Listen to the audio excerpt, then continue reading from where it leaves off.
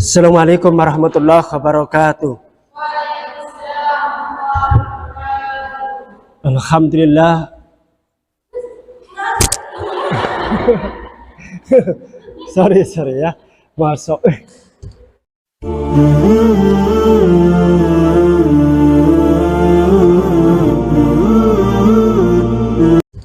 Alhamdulillahillazi anzala sakinata fi qulubil mu'minin liyasdadu imanan ma'a imanihim. Asyhadu an la ilaha illallah wahdahu la syarikalah wa asyhadu anna Muhammadan abduhu wa rasuluhu la nabiyya ba'da. Allahumma sholli ala sayyidina Muhammad wa ala alihi wa sahbihi wa man tabi'ahum bi ihsanin ila yaumiddin, amma ba'du. Alhamdulillah, kita bersyukur kepada Allah Subhanahu wa taala yang masih memberikan rahmat, hidayah, sehingga kita masih dimampukan untuk berkumpul bersama untuk melanjutkan kajian kitab Jami'ul Ulum wal Hikam yang ditulis oleh seorang ulama besar, seorang ahli fikih, ahli suhud, ahli hadis ya, Imam Ibnu Rajab Al-Hambali. Jadi Jami'ul Ulum wal Hikam ini pengembangan dari seorang ulama Ibnu Shalah. Itu ada 26 hadis ya yang beliau kumpulkan dan beliau sampaikan di dalam majelis. Jadi sampai 26 hadis. Dan kemudian dilanjutkan kembali oleh Imam An-Nawawi sehingga menjadi 42 hadis. Dan ternyata di kemudian hari ada Imam Ibn Rajab itu menambahkannya. Karena ada beberapa hadis itu yang bisa dijadikan sebagai asas ya, atau sebagai konsep dasar di dalam Islam, sehingga menjadi 50 hadis yang sekarang ya, sedang kita pelajari ya. Dan ini sudah berjalan kurang lebih 5 tahun. Jadi saya masih mengampu kajian Jami'ul Ulum wal Hikam ya. Jadi ada kurang lebih 5 tahun.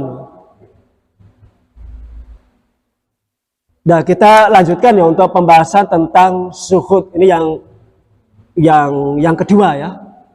Jadi pembahasan suhud yang kedua. Yang kemarin kita sudah membahas ya mulai dari pengertian dan perbedaan ya di kalangan salafus soleh, para sahabat, para tabi'in ketika memaknai suhud. Nah, sebelum saya mulai, saya ingin menyampaikan. Tadi malam saya disampaikan ya oleh ustaz saya ya. Walaupun kajiannya itu adalah kajian Islam politik, tetapi di awal disampaikan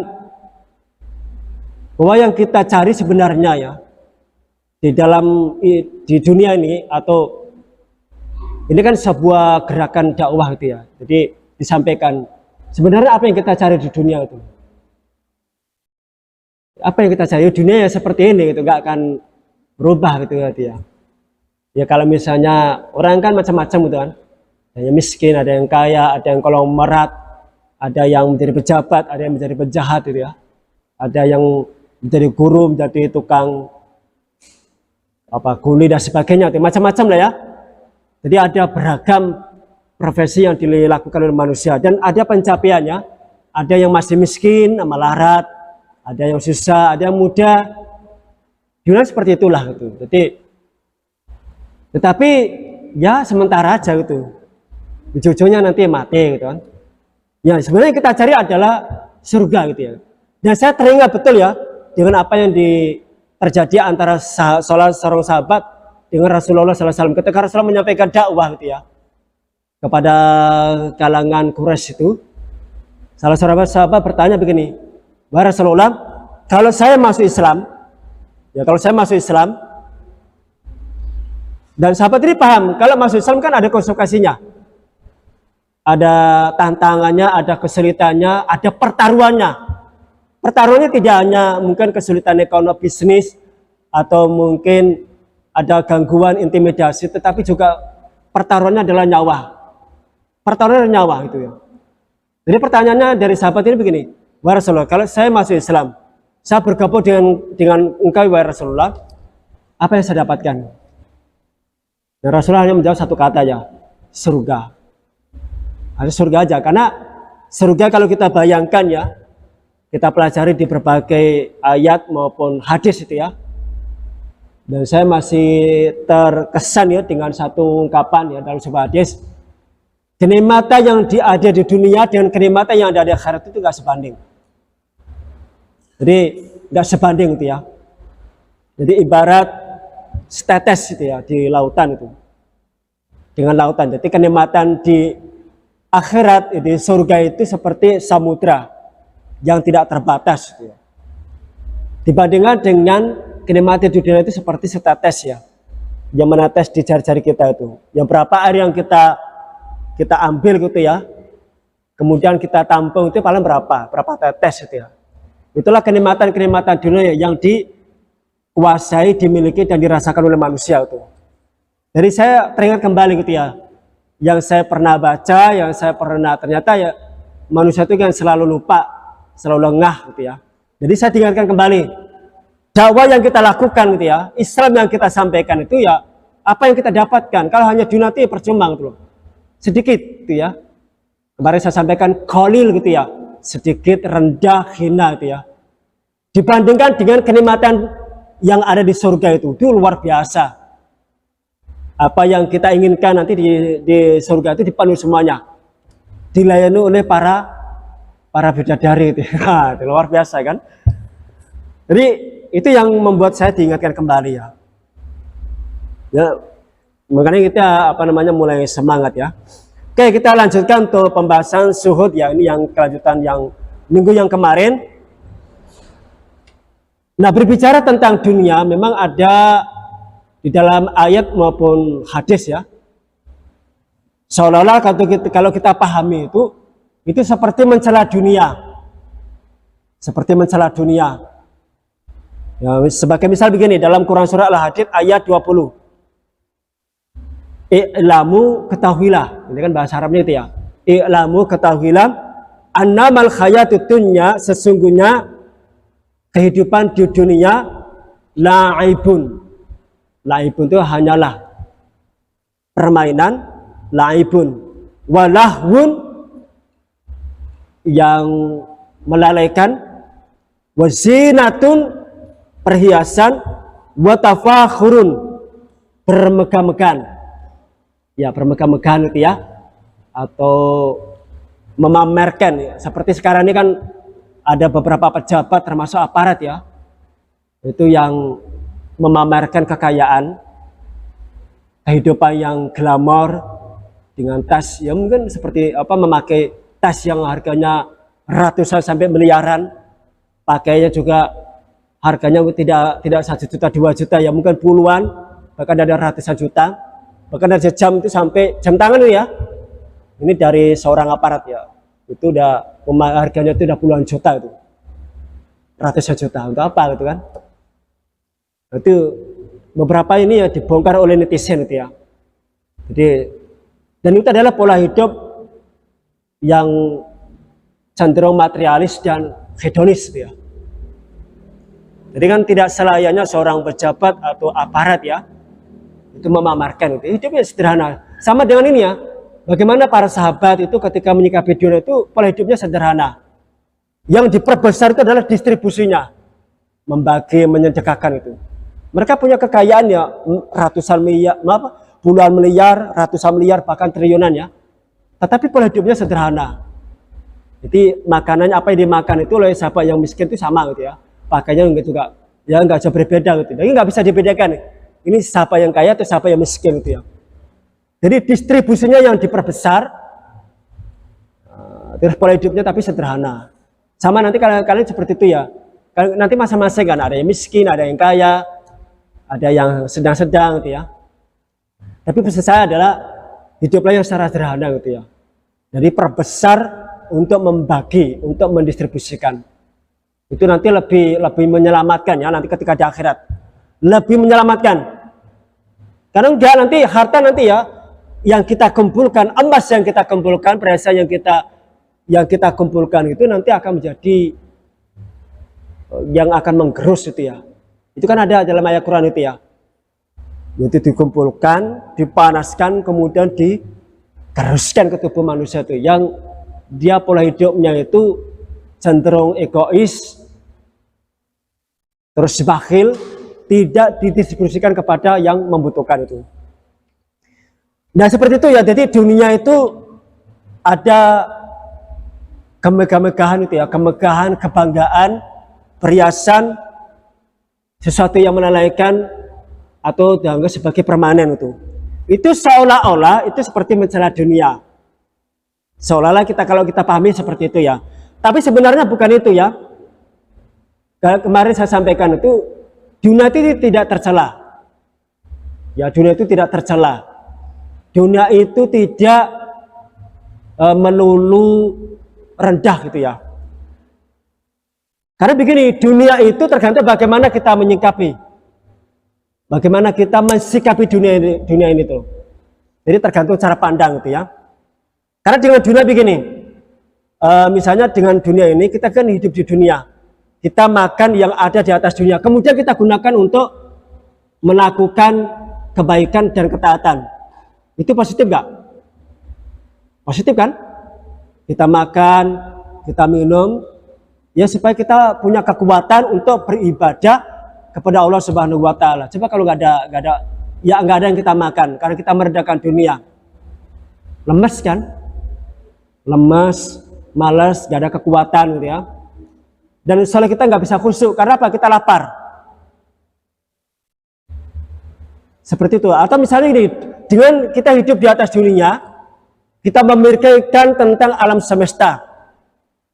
Dengan memikirkan alam semesta, kita menyimpulkan tentang kekuasaan, penciptaan, dan keesaan Allah Subhanahu Wa Taala. Itu positif nggak? Hah? Positif nggak? Positif kan? Positif. Jadi positif ya. Yang masalahnya, yang menjadi kita dicela ya dalam penyikapan terhadap dunia itu karena kita tidak menggunakan dunia itu sesuai dengan apa yang telah ditetapkan oleh Allah dan Rasulnya itu. Jadi sebagai besar manusia itu terjebak kepada standar hidup yang materialistis dan hedonis gitu ya. Yang cenderung membangga-banggakan, memamerkan gitu ya. Dan tetapi minus dalam mendistribusikan. Itu yang terjadi sekarang ini. Makanya ada seorang tokoh namanya Ihsanuddin Nursi ya, Profesor Dr. Ihsanuddin Nursi begini. Sekarang itu ada peradaban ya, perang peradaban antara peradaban yang berbasis pada ilahiyah dengan peradaban yang berbasis pada materialisme. Kalau ekonominya itu berbasis kapitalisme. Ada sosialisme ya. Tapi sebenarnya yang menghegemoni dunia ini adalah satu peradaban yang didasarkan pada materialisme dan kapitalisme itu. Jadi materialisme punya anak namanya kapitalisme. Kapitalisme punya anak namanya sekularisme gitu. Nah, seperti itulah. Nanti ada hedonisme, ada apa lagi ya? Banyak bahasanya kayak gitu lah. Orang mereka sendiri yang membuat istilah itu. Tapi itu yang terjadi. Bukan peradaban yang berbasis pada ilahiyah. Kalau ilahiyah kan kita selalu menjadikan Al-Quran maupun As-Sunnah sebagai rujukan. Bagaimana kita menyikapi dunia? Ternyata dunia itu ya dia bisa mulia, bisa tercela atau terpuji itu karena sikap ya. Nah sikap ini dibangun berdasarkan apa asasnya, apa dasarnya itu. Nah ternyata dari ayat ini ternyata ada dua golongan manusia. Yang pertama kelompok yang mengingkari adanya tempat untuk mendapatkan pahala dan siksaan setelah kematian. Jadi ternyata ada sebagian manusia yang mengingkari adanya kehidupan setelah kematian. Ada ya sampai sekarang masih ada. Tidak hanya di zaman Rasulullah, di zaman sekarang pun ada manusia seperti itu. Ya berawal dari apa? Berangkat dari tidak percaya kepada Tuhan. Tidak percaya kepada Tuhan. Bahkan ada yang menganggap Tuhan itu karena kita yang menciptakan. Dengan pikiran. Ya dengan pikiran menghasilkan satu konsep tentang Tuhan. Gitu. Kalau tidak ada Tuhan, ya kita yang menciptakan Tuhan. Ada sebagian ilmuwan gitu ya. Siapa namanya itu? Siapa namanya? Dawkins. Oh. Saya dulu pernah menyampaikannya. Siapa? Ada yang masih ingat gak? Yang menjadi nabinya para ateisme itu, para ateis itu ya. Yang tidak percaya kepada Tuhan itu. Ternyata ya banyak di Eropa, di Amerika, kemudian di Jepang. Di Jepang lebih banyak lagi. Jepang, Korea Selatan, Korea Utara, kemudian di Rusia. Juga masuk ke Indonesia. Jadi perkembangannya itu juga terus berkembang ya. Itu saling kejar-kejaran ya antara Islam, perkembangan Islam dengan perkembangan ateisme yang ada di belahan dunia itu.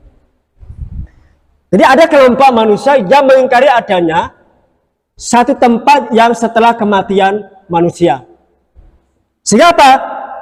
Ya, dan itu direkam ya oleh Allah SWT 1400 tahun lalu di dalam Quran surah Yunus ayat 7 sampai 8. Innalladzina la yarjuna liqa'ana waradu bil hayati dunya wa tama'annu biha walladzina hum an ayatina ghafilun.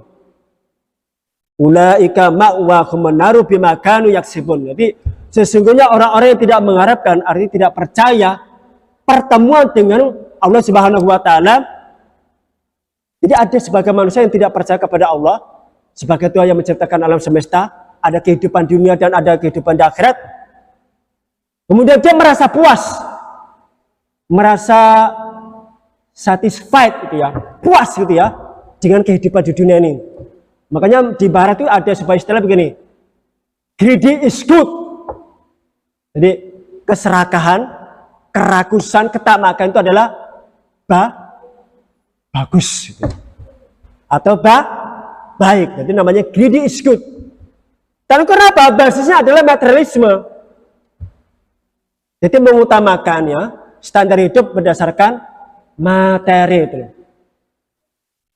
Jadi dia puas, merasa tenang, merasa senang dengan perolehan dunia ini itu loh.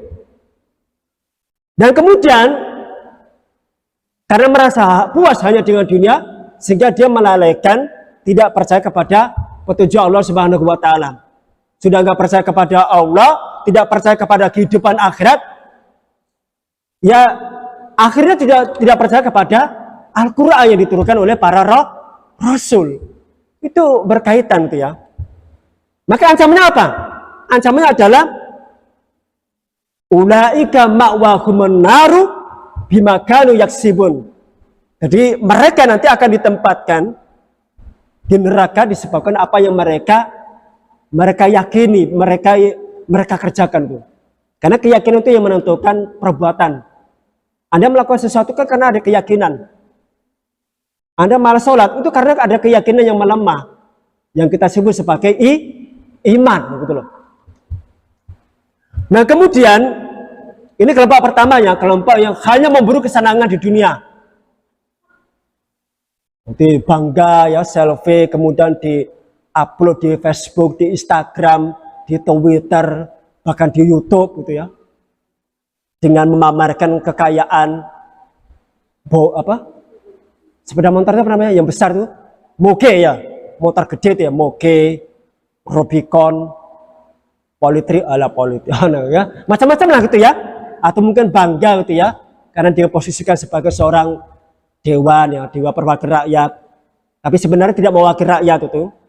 Ya kan banyak seperti itu kan.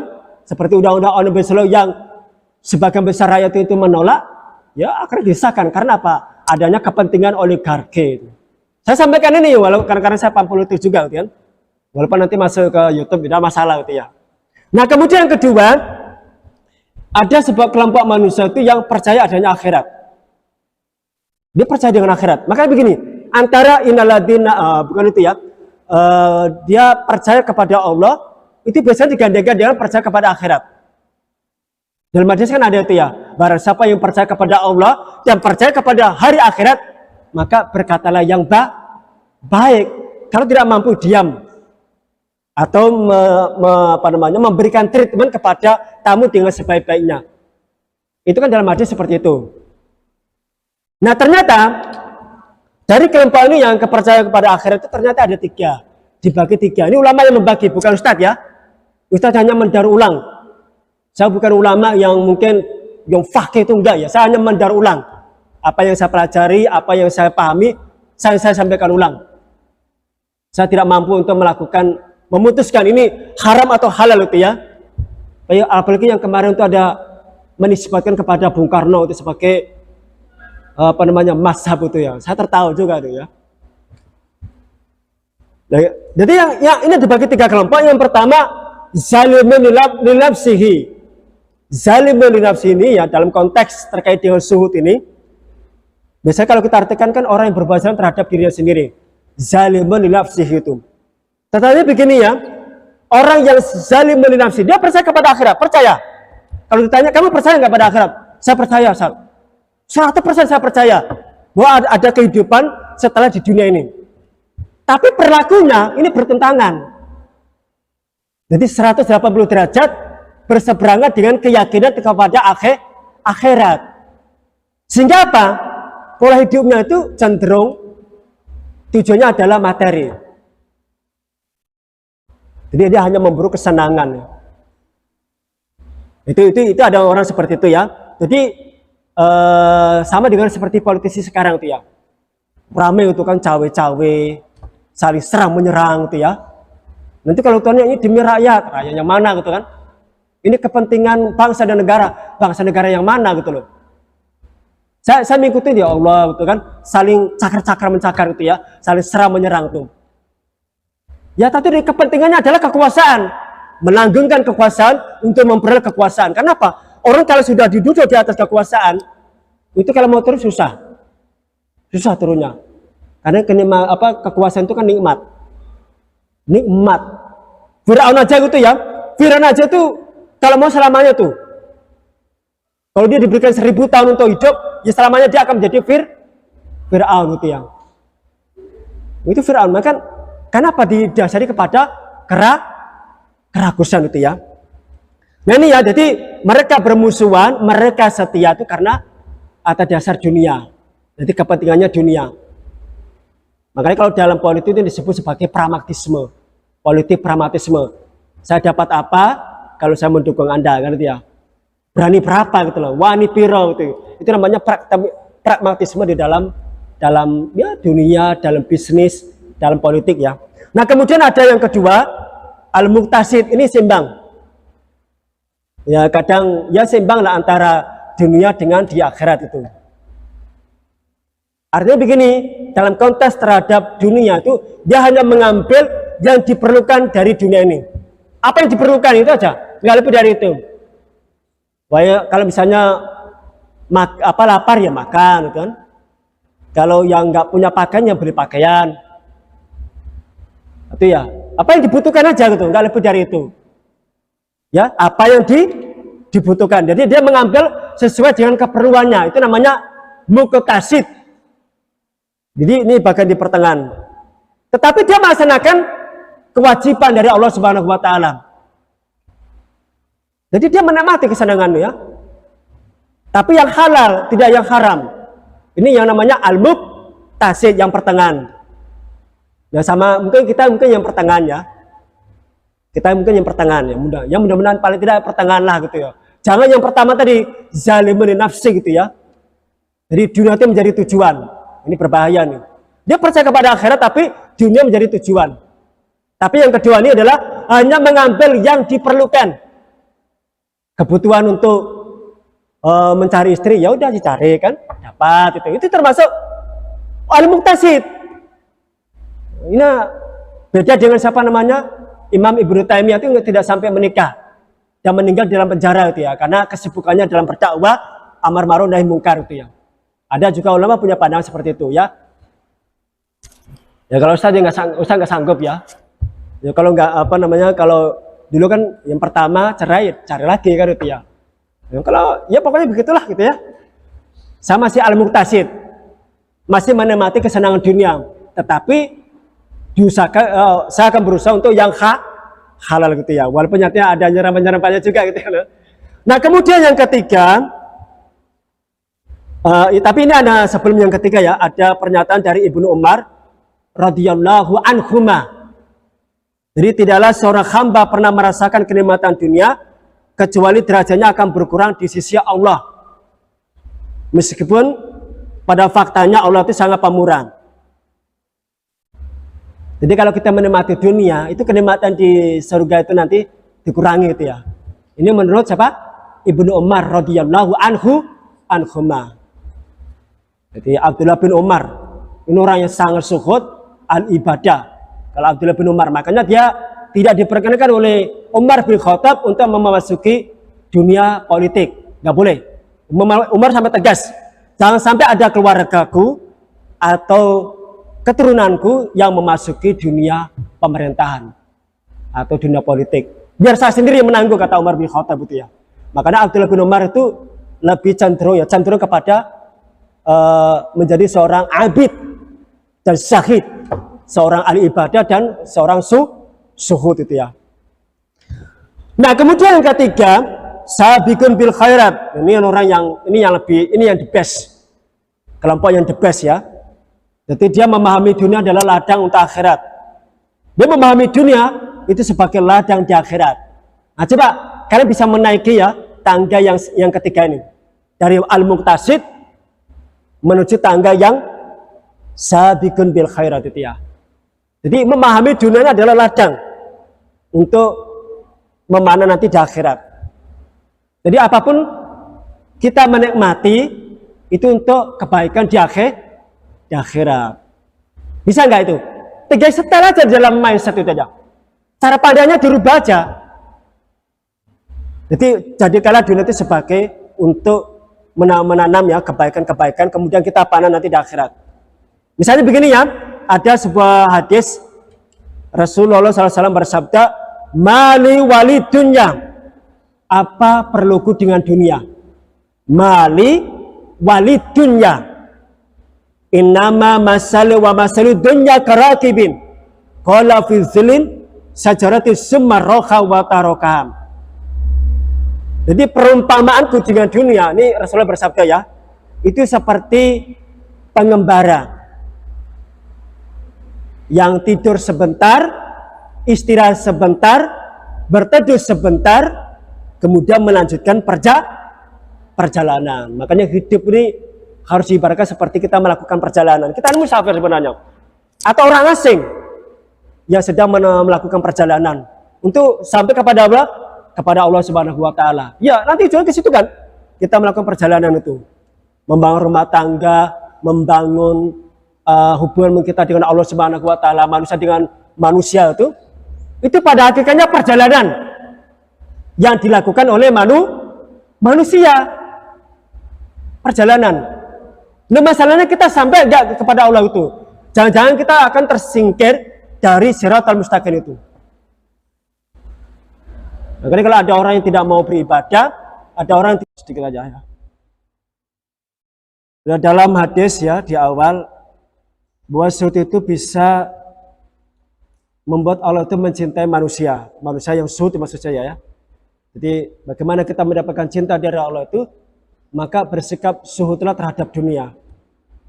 Dan ternyata zuhud itu adalah ciri khas para nabi, wali dan orang-orang yang mencintai Allah.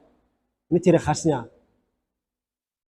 Ya, jadi paling tidak kan kita menjadi orang yang mencintai Allah, tapi memang butuh proses ya, butuh usaha yang luar biasa bagaimana kita mencintai Allah Subhanahu Wa Taala, dan itu telah dibahas oleh para ulama secara mendetail bagaimana bisa mencintai Allah itu. Satu zat yang tidak terlihat oleh panca indera manusia, tetapi kita bisa mencintai itu. Allah sendiri kan sebagai zat yang menciptakan, memberikan rezeki, yang memenuhi kebutuhan manusia, yang memberikan perlindungan, yang selalu ya mempotensikan manusia itu untuk menempati surga. Karena kita dulu, nenek moyang kita diciptakan langsung ditempatkan di surga. Ya nanti kalau di akhirat nanti diharapkan ya seluruh manusia itu, kalau nggak seluruhnya sebagian besar manusia itu memasuki surganya itu loh. Karena kita di awal kan kita memasuki surga itu ya. Hanya saja manusia itu enggan untuk mendapatkan surganya itu ya. Nah, kemudian menurut Amr bin As, berarti Amr bin As itu menyatakan begini, bukan ya, menurut Ibnu Mas'ud begini, ketika menyampaikan kepada sahabatnya. Jadi Ibnu Mas'ud ini kan seorang sahabat yang paham Al-Quran.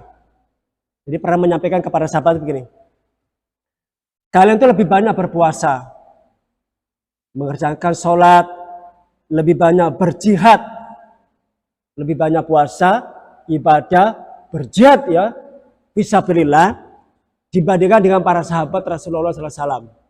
Tetapi para sahabat itu lebih baik daripada kalian. Kata Ibnu Mas'ud ya, bukan kata saya loh ya. Saya hanya menyampaikan ulang ya.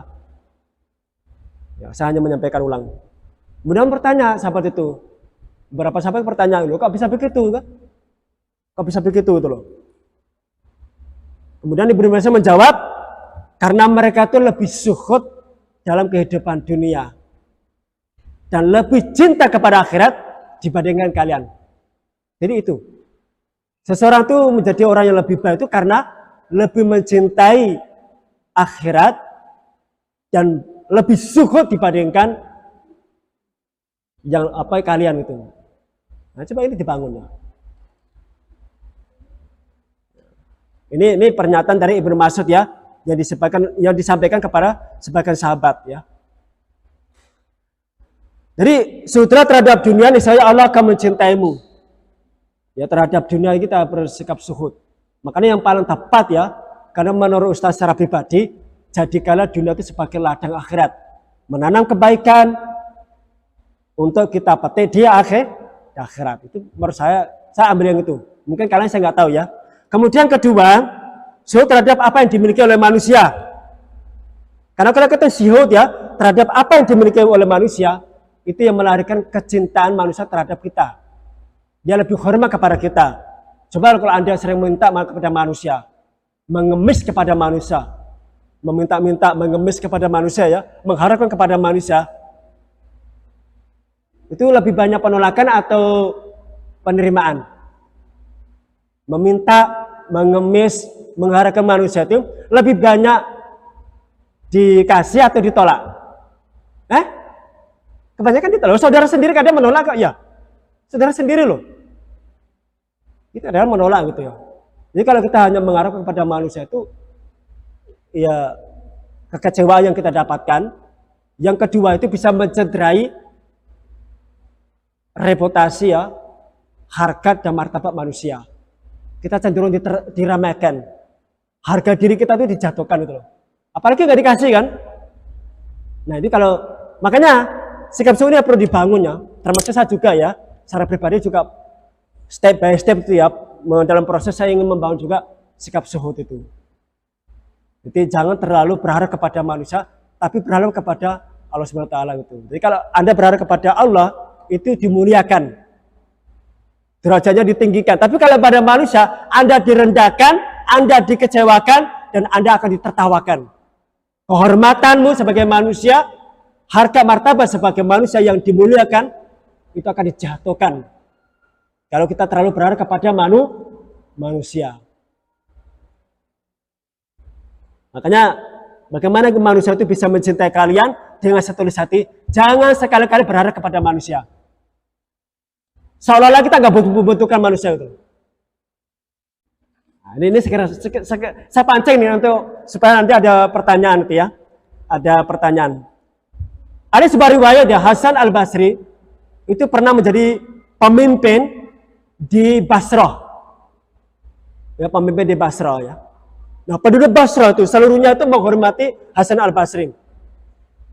Sangat menghormati. Karena apa? Seluruh penduduk Basrah itu mengharapkan petunjuk ilmu pengetahuan dari Hasan Al-Basri. Tetapi Hasan Al-Basri tidak pernah mengharapkan dari penduduk Basrah, enggak butuh dia. Terkait dengan dunia. Mau susah, mau apapun ya, dia selalu ya enggak begitu berharap kepada manusia. Tidak pernah mengadukan kepada manusia, kepada penduduk Basrah itu. Makanya dia dimuliakan, menjadi pemimpin yang disegani, yang dihormati. Karena apa? Dia bersikap zuhud terhadap apa yang dimiliki oleh penduduk Basrah. Tapi penduduk Basrah membutuhkan ilmunya. Karena Basri itu seorang ulama, seorang yang belajar kepada para sahabat itu ya. Kan gurunya siapa nih gurunya? Hasan al-Basri itu gurunya siapa? Ali bin Abi Thalib. Ada yang tahu? Jadi begitu ya. Itu Hasan al-Basri itu adalah orang yang, makanya dia pernah punya pernyataan begini. Kalian itu akan dimuliakan di hadapan manusia dan mereka pun akan memuliakanmu selama engkau tidak bergantung kepada harta mereka. Namun jika engkau melakukan hal itu, mereka akan meramaikanmu, tidak senang dengan pembicaramu dan membencimu. Jadi kalau kita ingin dihormati, menurut Hasan al-Basri itu bersikap suhudlah terhadap apa yang dimiliki oleh manusia. Bahkan ini kemudian diperkuat oleh Abu Ayyub As-Sakhtiyani. Beliau ini, seseorang akan dihormati jika memiliki dua sifat. Pertama, menjaga diri dari meminta harta manusia dan mudah memaafkan kesalahan manusia. Bersikaplah suhud. Yang kedua, mudahkanlah untuk memberikan maaf. Kalau benci ya segera, kalau dia datang berikanlah permohonan maaf itu ya.